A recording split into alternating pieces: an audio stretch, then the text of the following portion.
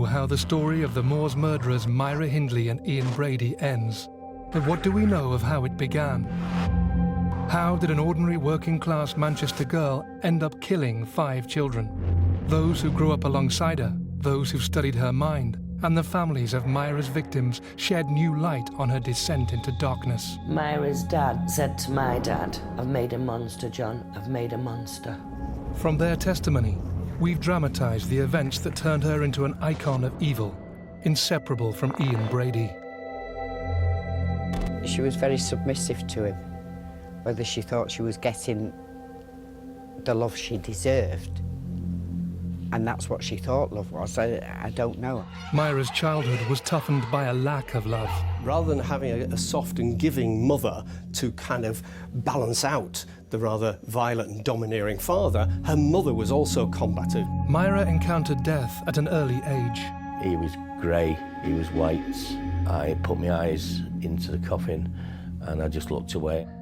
Hindley's unpublished autobiography reveals intimate details of her relationship with Brady. It was clear to her from the moment that he pressed his mouth to her that he'd never kissed anyone before. He bruised her with his teeth, he hurt her.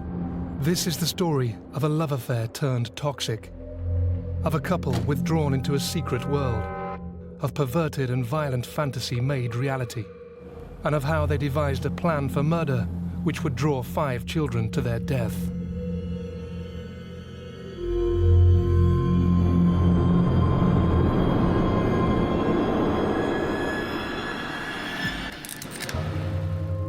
During Myra's childhood, money was short, but community spirit was strong. Born in 1942, she lived in Gorton, one of the poorest districts in Manchester. Liz Cummins, the cousin of Moors victim Pauline Reed, lived just across the road. It was the happiest days of my life, growing up in Gorton. We had nothing, but everybody, it was like one big family. But for Myra, for anyone on those streets, violence was there if you went looking for it. Not everyone did. Not everyone stood their ground when they found it. Not everyone grew into a child killer. The area where Myra lived, which was near the monastery, was very small houses. You could hear everything that was said next door through the walls. They were, I suppose, what you call today slums. It got to the stage where we were all sleeping in the same bed, the girls as well. As they started getting old, we all had to sleep in the same bed until my gran and my granddad moved out, you see. That's how close we were. Your doors were left open, kids running out of everybody's houses, and that's the way it was, because nothing got touched. But this was post-war Manchester, and the heavy industry on which many families depended was in decline. People did argue. I remember dads even having arguments on streets and over kids, and then the dads never spoke and the kids got friends again. It was that type of community. Myra was a little bit older than me, but in the same group of friends. Myra was probably the loudest in the group, bold and brash. She and her younger sister Maureen were brought up by their mother Nellie and their father Bob, just back from the war. You would hear Nellie at the end of the street because she'd shout, "Myra! Maureen!" I think that's where Myra gets the loudness from. Tea's ready! Much of the information about Myra's childhood comes from Myra herself, when she was in jail. Her accounts should be treated with caution. She was seeking to make excuses, shape public opinion, and win release from prison. She described her childhood to Duncan Staff, a journalist given exclusive access to her papers and unpublished autobiography, in which she blames her father for the way he shaped her personality. She disliked him intensely. On the other hand, she could see herself in him. He was a tough man, a hard man. He'd fought in North Africa. And when he came home, he was working in a menial job doing manual labour. He simply wasn't able to cope with the adjustment. He dealt with this by drinking very heavily and by slapping Myra's mother around. He also hit Myra, whereas he was softer on Maureen. They felt they couldn't really cope with Myra. For whatever reason, it may have been within Myra that the problem actually lay, or it may have been that the parents were very poor at coping. To ease tensions, Myra, but not Maureen, was sent to live with her gran round the corner. Myra would have seen this as the arrival of Maureen and she being rejected, pushed away. She loved her grandmother and was very happy there, but she felt alienated in a sense from her family background and from the world which had created her. Myra claimed her father increasingly turned to drink, often at the Steelworks Tavern, which still stands. She said tensions between her parents deepened. He'd come back from the steelworkers or Steely and hit Myra's mum, Nellie, every night. Come on, have you? Spent up halfway, eh? How many pints this time? Cycle. 8, 9, 10. I can go out with a drink to Oh, the you're age. entitled, are you? Oh, being entitled to eat what? Dinner? What are you going on about? You're probably useless. Get out of me! What are you doing? You're leaving sick. I don't know where the... Myra and her grandmother would wait outside and listen for the sound of raised voices and the start of a fight. Then they'd dash in and Myra would try and pull Bob off Nellie while her grandmother hit her father repeatedly to try and end the fight. Myra herself was often shouted at for her trouble. Rather than having a soft and giving mother to kind of balance out the rather violent and domineering father, her mother was also combative. There was one way in which Bob Hindley must have felt he was helping his daughter. He taught her how to fight. He taught her how to do the type of thing that he himself was doing to Myra's mother. She picks out his reaction to one street fight in particular as a turning point. Give me that wheel.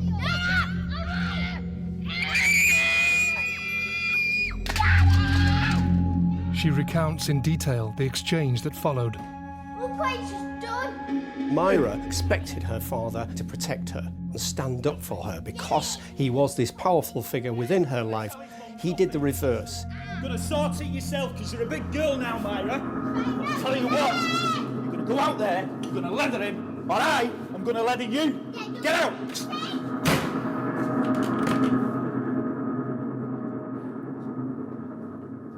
She was on her own, but armed with her father's fighting technique. Decades later, she could still recall the exact sequence of blows. A left to the head, a right to the stomach, a left to the temple, which led to victory. She learned that dominating someone was an important part of establishing herself and her own self-worth. She'd done what her father had asked of her, and he ruffled her hair, he congratulated her, he gave her approval. And this was what Myra craved. She was rewarded by her father, who basically had created a loop within her to realise that you could influence the world outside by brutal force. Though Myra made much of this, her father wasn't unique. Mary Smith, who grew up nearby, is the widow of the man once married to Myra's sister, Maureen. If you came home and you'd been fighting, and the first question out of our mum's mouth would be, did you win? And if you didn't win, then you'd be sent out to go out and to win. And so you'd have to stand your ground, you'd have to do. Myra may claim to have been toughened by the lack of love from her parents, but it would be Brady who would unleash her darkest desires. He, though, was still years away, and other tragic events awaited Myra before the two would meet.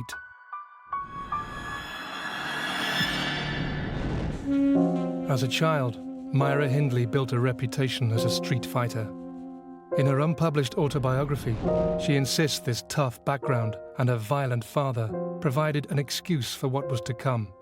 But that doesn't wash with Mary Smith, widow of the man who was once Myra's brother-in-law. I would find that absolutely ridiculous, because then more than half, 90% of all girls and boys that was reared in that day and age should have become serial killers then, because we was all sent out to look after ourselves. The truth, according to those who knew Myra, is that something in her personality set her apart. She had no empathy for anybody else. If somebody hurt themselves, it wouldn't upset her or anything like that. And if anybody upset her, she'd lash out and hit them. And that's how she was. I think she could handle herself, Myra. Very much. She wasn't scared of anything or anybody. Myra's reputation as a fighter made her a target. Other kids, often bigger, wanted to prove themselves against her. On one occasion, a boy heard she'd been treated for nits. Initially, he got the better of her. She shouted at him to break. She recalled how he had failed to obey the street fighting rules. When he should have broken, he didn't break and continued to hit her. So she punished him for this by grabbing him by the head and slamming it repeatedly into the ground. She was going to pummel him beyond his life's worth. There was a potential that was not restrained by emotional expression, which could point to a deficit that was always there in Myra. That coolness, that callous lack of empathy, that meant she had the potential all the way through her life to do serious damage. Myra claimed her prowess gave her a new role on the streets. She achieved a certain status and took upon herself the role of protector. Often, it would be her sister Maureen she protected. With tragic irony, she did the same for Maureen's friend, Pauline Reed. But just a decade later, Myra would choose Pauline to become the first Moors victim. If Myra was fiercer than many children, she was also brighter. An interesting question is whether a better education would have saved Myra Hindley.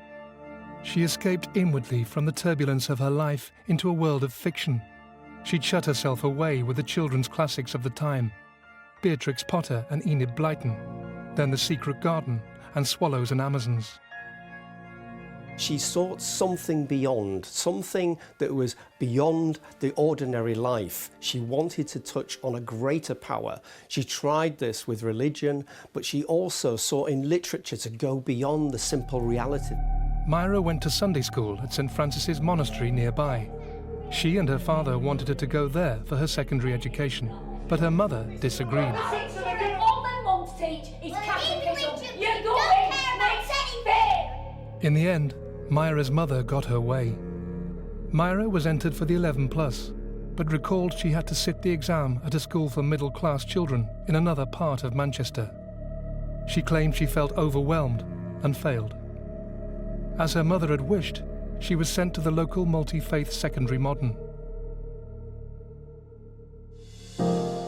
Now a teenager, much in demand as a babysitter, Myra took a back seat at school, still enjoying English literature, but truanting regularly.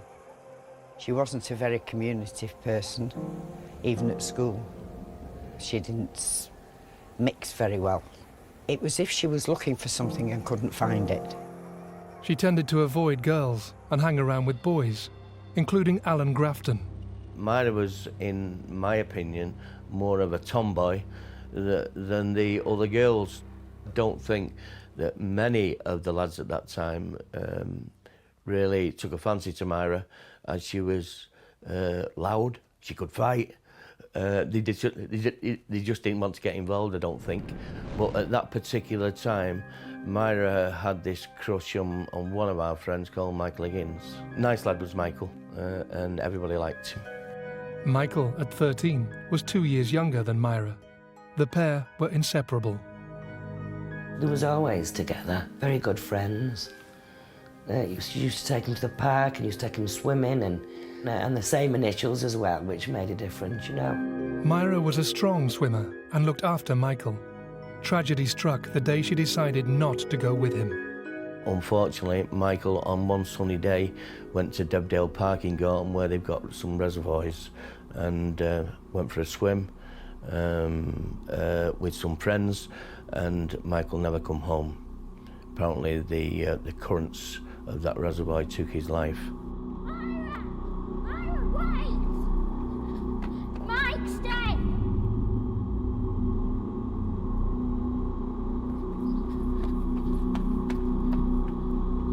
Michael, who'd been with 2 other boys, had swum far out from the bank and got cramp in the deep, cold water. Police frogmen recovered his body that evening. She was devastated about Michael's death. Everybody was devastated about him because he was a lovely lad. She felt that she should have been there. She said she would be there. She wasn't. She would have saved him if she was there. That's the scenario. That night, Myra climbed into bed with her gran. In a nightmare about Michael, she was diving underwater, trying to save him, grabbing his hair, but it was too short. And then she, too, was sinking, gulping lungfuls of water. Myra describes many nightmares and almost surreal moments where she felt she was reenacting the scenario of Michael's death, as if really trying to physically place her presence at the scene and do something about it. But she also had it as an obsessive, intrusive thought, almost as something which normal people would want to push away. But I think Myra actually saw this as a kind of vision of another world, a world in which she could perhaps almost do supernatural things. The following morning, I can remember everybody knocking on people's doors saying, Michael Higgins is drowned. And Myra was very, very upset about that, because Myra, I think, in all the girls, was the closest to Michael. Michael's body was laid out in his front room. His friends were invited in. He was grey, he was white. I put my eyes into the coffin and I just looked away, and I tried to get out of the house as soon as I could. I was that upset and shocked about seeing the body in the coffin that I've never been to see anybody else. Myra, too, was shown the body. She described in great and very unusual detail the sight of Michael lying in the coffin, the light falling on his face, and how she could see a sliver of his eye. It's very striking, this detail, this almost obsession with death. Michael's mother pulled the rosary beads from his fingers and handed them to her. Though Myra had blamed herself, after seeing Michael's body, her reaction to the death changed. It became something which fired up anger, which was directed at others, not at herself. She wanted to take out her feelings, her frustrations on others. She forcefully gathered money for a wreath, often in a very threatening and menacing way, which was disturbing considering the fact that she should have been distraught, quiet and sorrowful. She wasn't. One evening, she was convinced she'd seen Michael staring at her. She ran to him, but he'd vanished.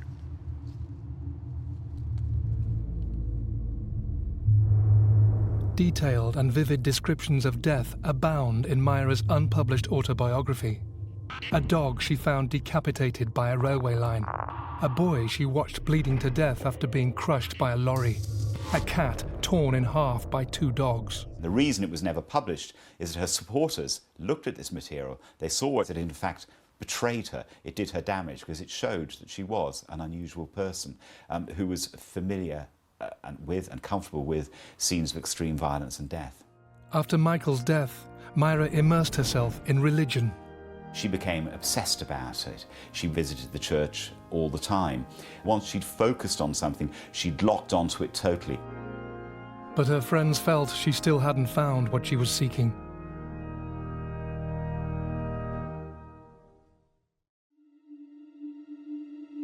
A new Myra emerged. She left school, took a job as a typist, and infamously dyed her hair peroxide blonde. It was as if she was looking for love, and all I can think is that she didn't get it at home, so she tried to find it. But she wanted a male love, nothing else. After a series of relationships, she ended up with a boy called Ronnie Sinclair. Despite Myra's reputation, he had dared to tug her hair in the cinema. Ronnie asked her, would he marry her? And they got rings and they were engaged to be married. But Myra felt that the relationship was moving forward in a way that was expected of her, that somehow she would have to marry Ronnie, and she didn't really want that. At home, Myra's sister Maureen also had a new boyfriend, and the dynamic of the family was changing forever. After a stroke, which left him a semi-invalid and embittered, Myra's father, Bob, was continuing to vent his frustration on Myra's mother. Maureen knew the consequences if Myra found out. Maureen's boyfriend, David Smith, would later play a pivotal role in bringing the Moors murderers to justice. Just have a cup of tea with them or something. Right, so he's going to listen to me. For me. It's not Myra going for Ed. He didn't really want to go to the house because he didn't want to get involved with it. In his memoirs, David Smith describes in detail the moment he witnessed the Hindley family and Myra in their true colours. David, a 15-year-old, was being asked to soothe matters before Myra got wind of what had happened. He was too late. Davy went there just in time to see Myra enter the situation, marching in and immediately dominating the household and her father, humiliating him, stating that if he made one move again, she would not only strike him back, she would put him into hospital or even the cemetery. The intent and the dominance and the callous disregard for another human being, which includes her own parent, was already there. You can have her! This reversed the early childhood dominance by her father. Okay, this was in defence of her mother. However, here she was showing the same callous regard for her own father that once upon a time he showed her.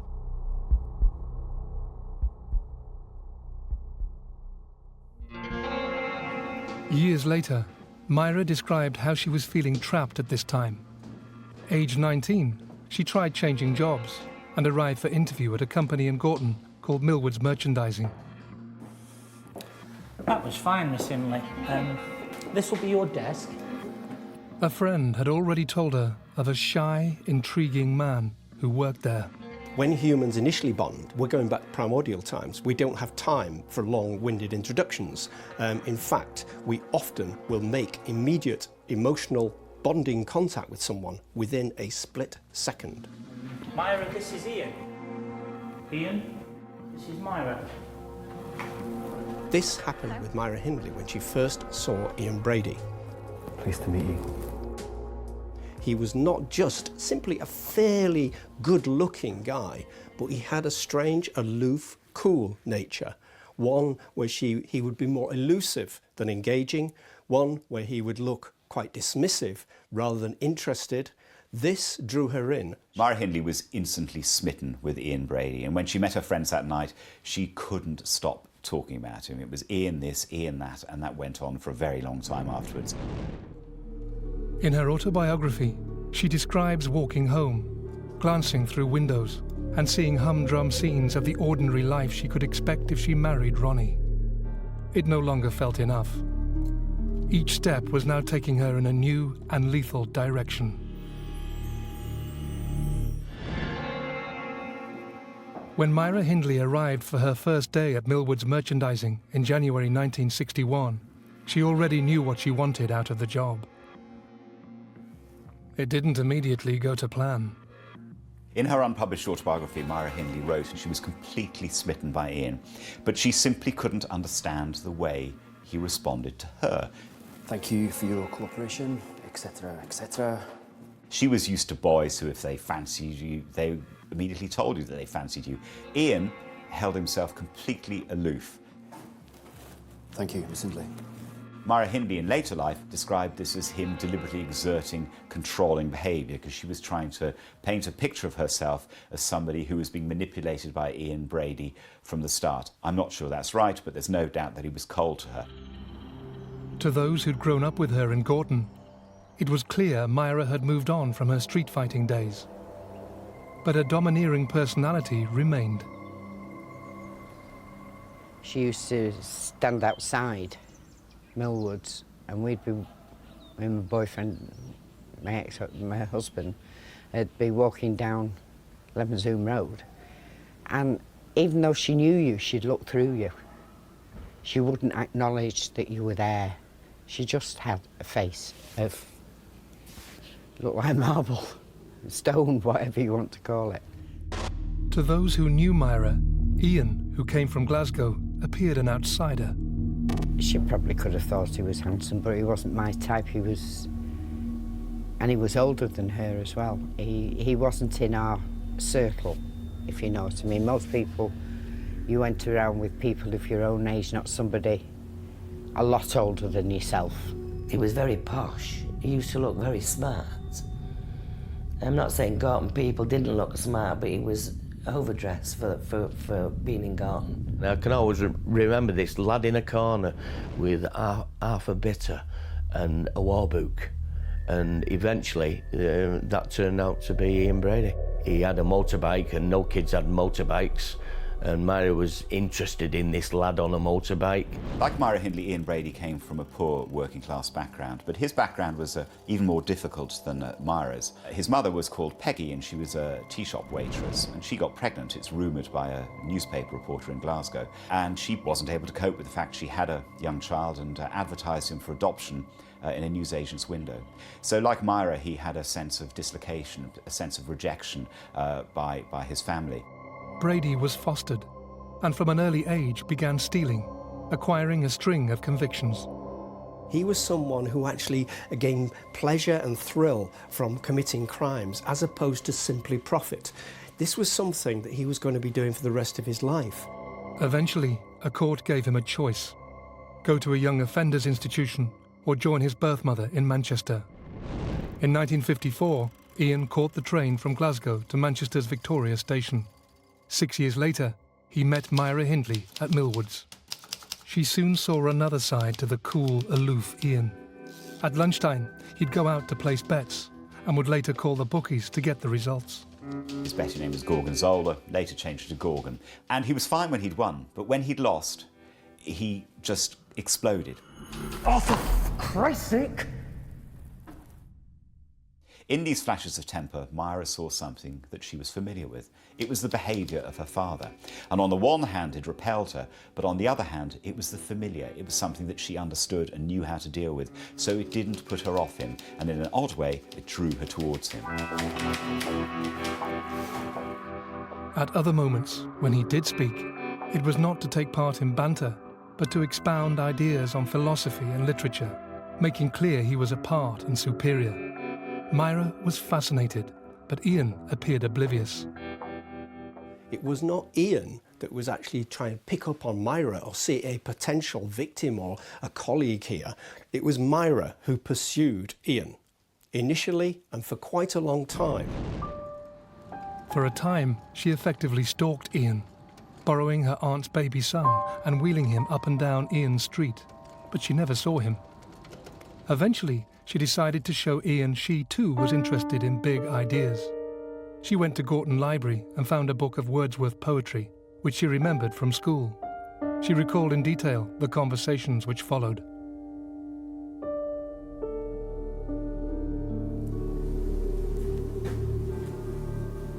Wordsworth. Any good? Marvellous, actually. Especially the long ones.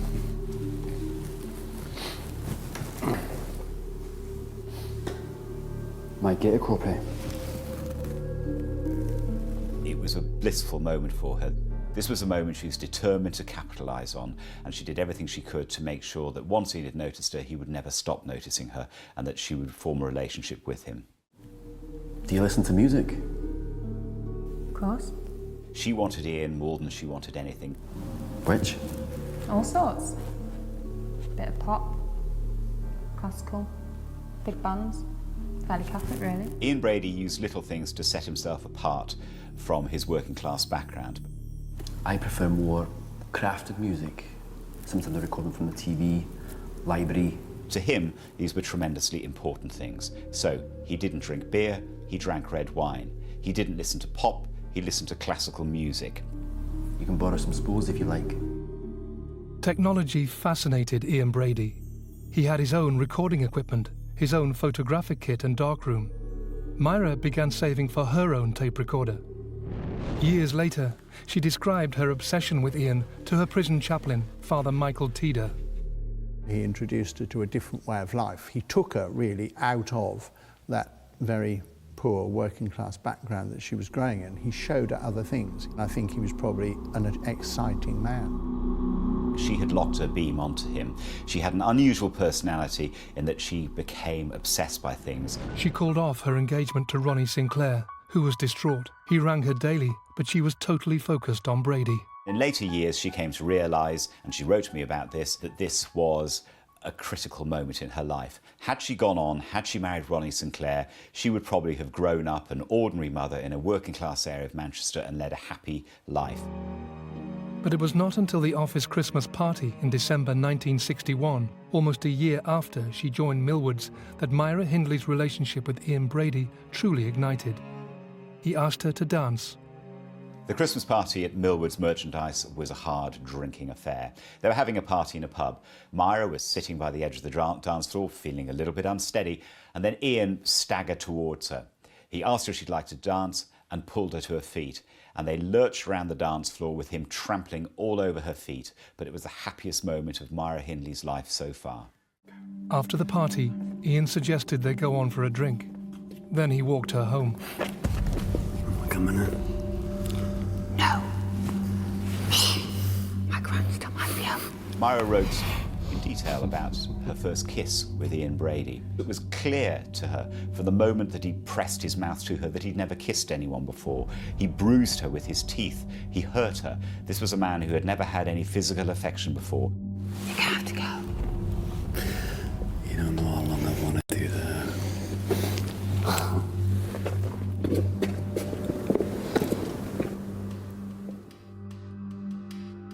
But if Myra thought she and Ian were an item, he had other ideas. A long pattern of circling each other, playing on each other's trust, drawing the other in, began to unfold.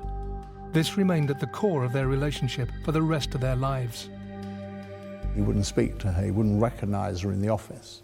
And then he would suddenly come back and then pick her up again and make a fuss of her and buy her things and take her out and make her feel special.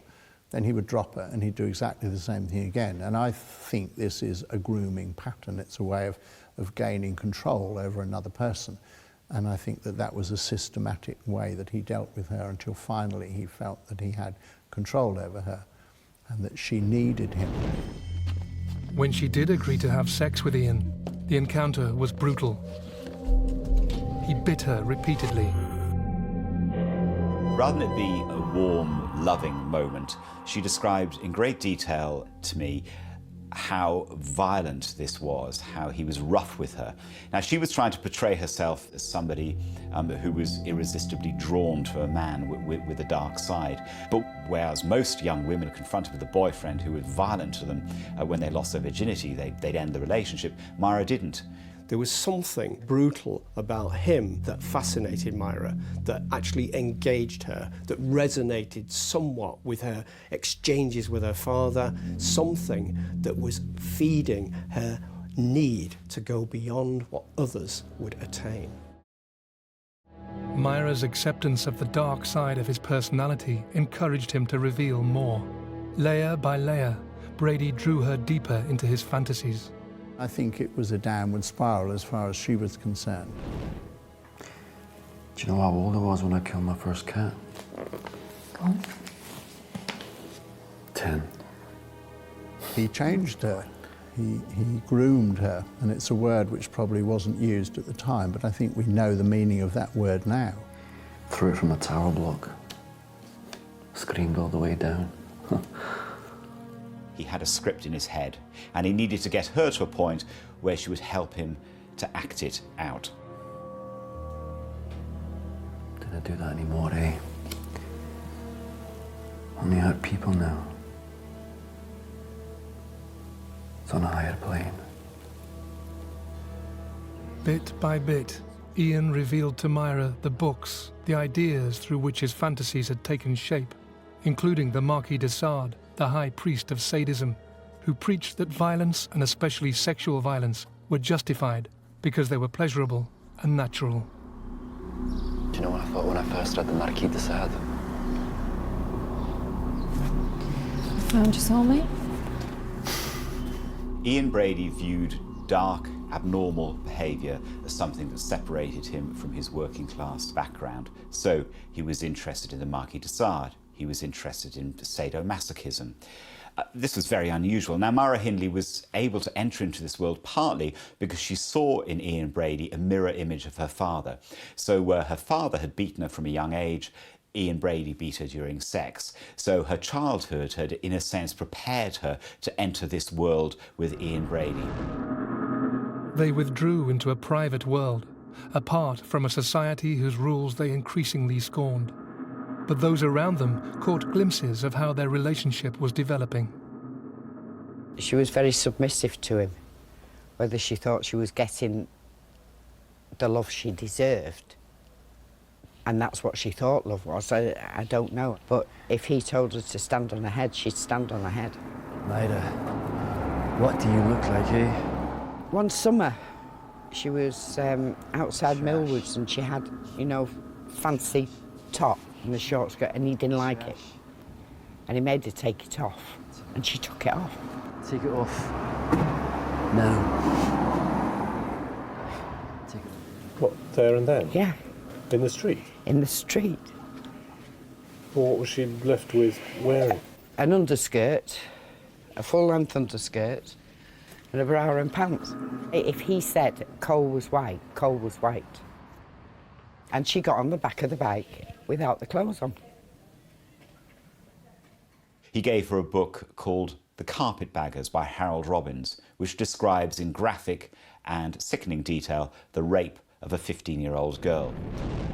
Ian took from the book the notion that rape, incest and paedophilia were adventures. If a man gets the chance to perform one of his acts, Myra,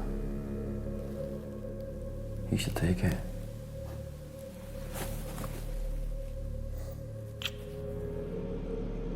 The couple began to play out their dreams of violence. Although Ian had previously revelled in being cruel to animals, he now decided to become their protector. The couple would read reports of people guilty of animal cruelty, then go on vigilante trips, taking revenge. Ian could justify just being basically vicious and damaging and sadistic towards the people who were supposed perpetrators of this. Ian would give those responsible a beating or throw a brick through a window. He and Myra were constructing a world where they did to others as they wished. With each new venture, the next step became imaginable. Many would suffer as a result.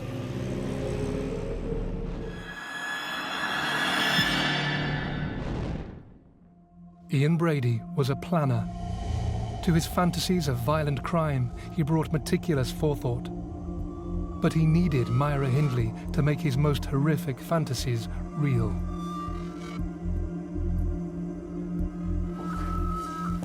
This you need to read. He found a book called Compulsion, about the real-life abduction and murder of a Chicago schoolboy by two wealthy, good-looking young men who thought they'd committed the perfect crime, but they were caught. Ian Brady used the book called Compulsion by Maya Levin as a perverse blueprint for the Moors murders. The book was written as an argument against capital punishment, but Ian Brady read it completely differently. All he did was look at the mistakes that were committed by Leopold and Loeb, the murderers, in the way they carried out the killing. So they abducted somebody from close to their house. They buried them in a drainage ditch where the body would be found. When they burnt the face with acid, they didn't do it properly so the victim could still be recognised. He saw their efforts as being futile, immature, error-ridden, and not having the great foresight that he himself thought he had. They were seen at the abduction, left blood at the murder scene, hid the body but not properly. Idiots. Years later, Myra described the conversation. It's not how you do it. You plan. You need to make sure the body is never discovered. They outlined a plan for Myra to wear a disguise and pick up a child. They'd then drive to Saddleworth Moor, where the child would be raped, murdered, and buried. No. This is gonna be the perfect murder. And you are gonna help me.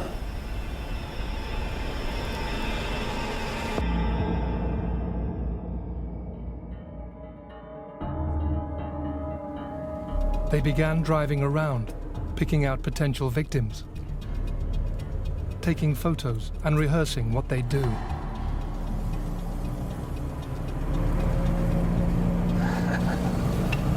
No advantage of that.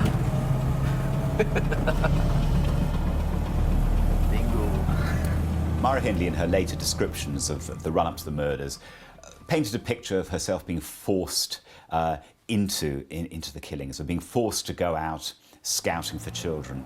But this went on over a period of time, and it's striking that she didn't pull out, she didn't walk away. The idea of the perfect murder became part of their sex life. As time went on, what had started as a fantasy became a real possibility. But at this point in Myra's account, she claimed she needed one final push towards murder, and that one day she got it. This is her version of what happened. She wrote how one night she began to feel unwell. She became drowsy, and then she woke up with an appalling hangover. And it transpired that what had happened was he drugged her using her grandmother's Nembutal tablets, and had then raped her and photographed her and bitten her. That will be the sleeping tablets. What sleeping tablets? Your gran's. Completely out of it you were, off with the fairies. You bastard. Why'd you do that? Because you're mine. You were out cold. Because I could do whatever I wanted.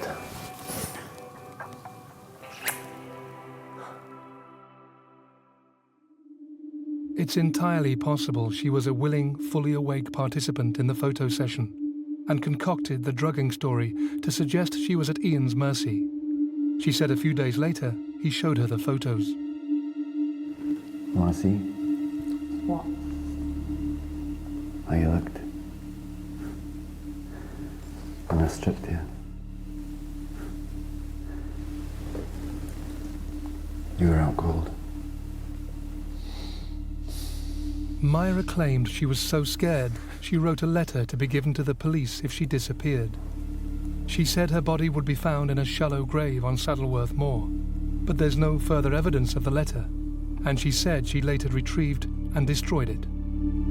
There's a question as to whether that letter ever existed or not. Was it a real letter, or was it simply her trying to portray herself once again as a victim, once again as somebody who didn't really want to carry out these killings? But there's no getting away from the fact that she did carry on, she kept the relationship with Ian Brady going, and she did help carry out the Moors murders. The only explanation for her going through with this was that she had actually swallowed the whole idea of Ian's aims in life, that his philosophy was okay, but also that she was completely on the side of Ian and therefore safe from being a victim. It was a very Scorpion-like relationship between Myra and Ian, in that, as it were, one would not particularly want to turn their back on the other in case that rather vicious and sadistic character could turn on them and they could become the victim. The pair were now in this together.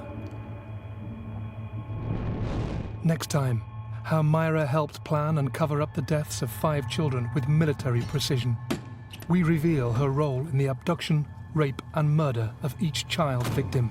My dad said that Myra's done a murder in Attersley and there's more bodies on the moors. And my mum said, that's where our Pauline is then. And Bob said, yeah, I've made a monster. I've made a monster Maggie. And we tell the stories of the ones that got away, including the teenager they trusted too much, who would witness their final murder and bring about their downfall.